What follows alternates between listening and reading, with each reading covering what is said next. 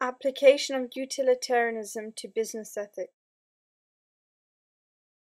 In act utilitarianism, any action is permissible given that it increases pleasure for the greatest number of people, and a successful profit-making business does exactly this. Therefore, there is no correct way to treat employees. It is completely fine to exploit workers. Rural utilitarianism, however, differentiates between the material pleasures of the consumers and shareholders and the higher pleasures of taking care of employees. This implies there should exist a code of conduct on how to treat employees. Preference utilitarianism looks at all the preferences, and keeping workers happy is one of the company's preferences because it determines how motivated people are and how productive the company is. For this reason, it is important to treat employees properly. Whistleblowing is also an acceptable activity for utilitarianism because it produces pleasure for consumers, employees, and the market.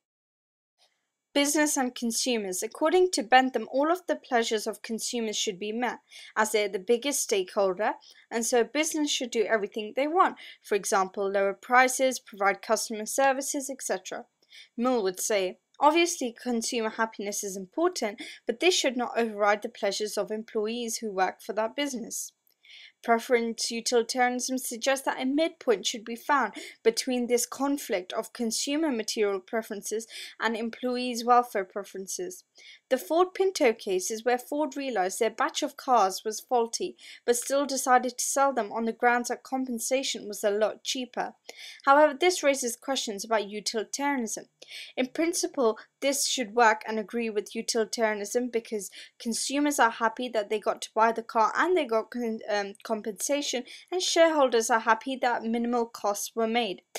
However, this raises human rights problems. The cars could have caused an accident, and this makes utilitarianism seem like a cold and harsh theory. Business and globalisation. This section is mainly concerned with cheap labour used in overseas places like India and China. Bentham, as we can imagine, would have no problem with this because the pain of the group of employees is significantly less than the material happiness that consumers find from the products. Mill would be in total disagreement and would forbid child/slave labour. As he said before, the welfare pleasures of the employees are much higher than any financial material pleasures. Singer's belief in human intrinsic worth would prevent humans from being utilised to make cheap products overseas. Business and the environment. This is similar to when we look at issues in environmental ethics. The environment for Mill and Bentham has no intrinsic worth, only instrumental. Therefore, Bentham would suggest that businesses would have every right to exploit the environment as long as consumer pleasure was being met. Mill would disagree and say, no, businesses are allowed to use the environment in moderation, and they should not exploit it because caring for the environment is a higher pleasure than destroying it. Singer believed the environment had an intrinsic worth, and so he argues that businesses should limit the amount of damage they do and care about the environment. Strengths. Business women and men like Bentham's version of utilitarianism because it provides an easy-to-use cost-benefit way of working out what is the right thing to do. The purpose of satisfying the greatest good for the greatest number seems logical, practical, and realistic. It is an egalitarian theory. No one person is worth more, while consumers are in act utilitarianism. Utilitarianism states the greatest good for the greatest number.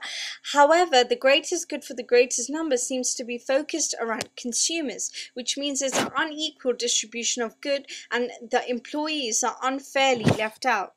It's also not always possible to predict consequences or calculate utility, particularly when large amounts of data are required.